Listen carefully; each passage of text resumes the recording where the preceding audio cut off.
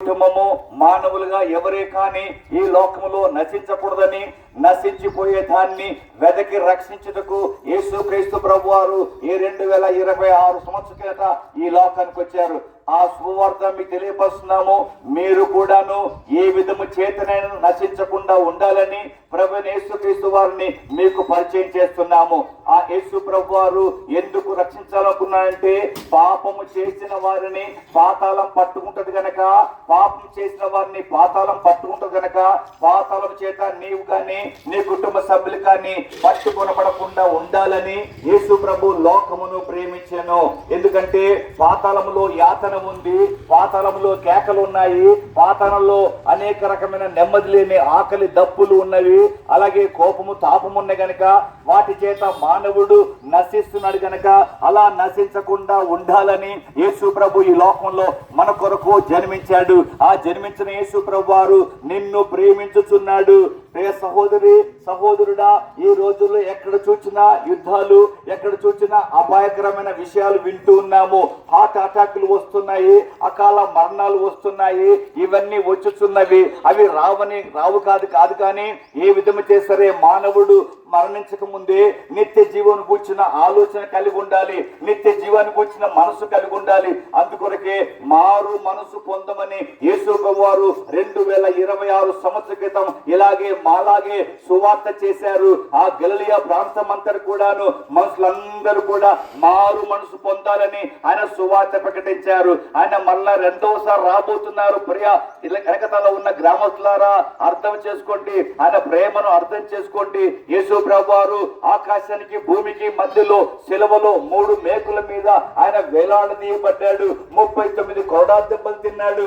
ఆయన దెబ్బలు తిని ఆయన అందరి కొరకు రక్తం కాచారు. ఆ రక్తములో సర్వ మానవాళి యొక్క పాపం పోగొట్టడమే ఆయన ఉద్దేశము. ఎందుకనగా ఏ విధము చేత కూడా మానవుని పాపం పోదు కనుక, యేసు రక్తం వల్లనే ప్రతి పాపం పవిత్ర పరచబడుతుంది కనుక, పాపం చేసిన వారిని పాతాళం పట్టుకుంటూ కనుక, అలా పాతాళం పట్టుకోకుండా ఉండటానికి యేసుక్రీస్తు ప్రభువారు రక్తం కాచారు.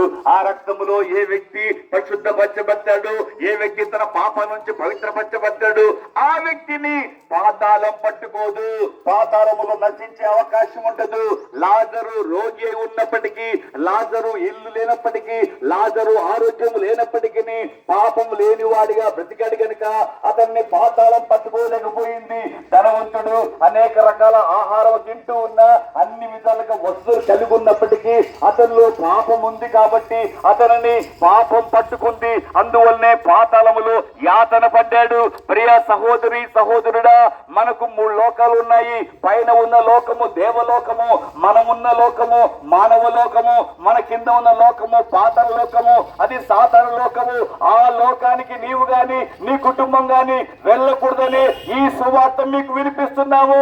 ఇదే అనుకూలమైన సమయము, ఇదే రక్షణ దినము గనుక మారు మనసు పొందుము, మారు మనసు పొందుము. అప్పుడు నీవును నీ ఇంటి వారు రక్షించబడతారు. కనుక ఈ రోజు ఈ మధ్యాహ్నం వేళ ఈ శుభవార్త విని యేసుక్రీస్తు వారిని నీ సొంత రక్షకుడిగా అంగీకరించుకొని పాపము లేని వ్యక్తిగా జీవించి పాతాళము నేను పట్టుకోకుండా నీవు రక్షణ పొందాలని ఈ శుభవార్త మీకు తెలియపరుస్తున్నాము. యేసునందు విశ్వాసం ఉంచుము, అప్పుడు నీవును నీ ఇంటి వారు రక్షణ పొందుదురు. ఇంకా మరి ఎక్కువ విషయాలు తెలుసుకోవాలంటే ఎఫ్రతా ప్రార్థనా మందిరము సహోదర రాజు గారు నడిపిస్తున్న కాపరిగా సేవకుడిగా అక్కడికి వచ్చి సంఘంలో చేర్చబడి మరిన్ని విషయాలు యేసు ప్రభువు తెలుసుకొని రక్షణ పొంది పాతాళము తప్పించుకోమని ఈ శుభవార్త తెలుస్తూ మిమ్మును మీ కుటుంబాన్ని ప్రేమతో దీవిస్తున్నాము. దేవుడు దీవించును గాక. ఆమేన్.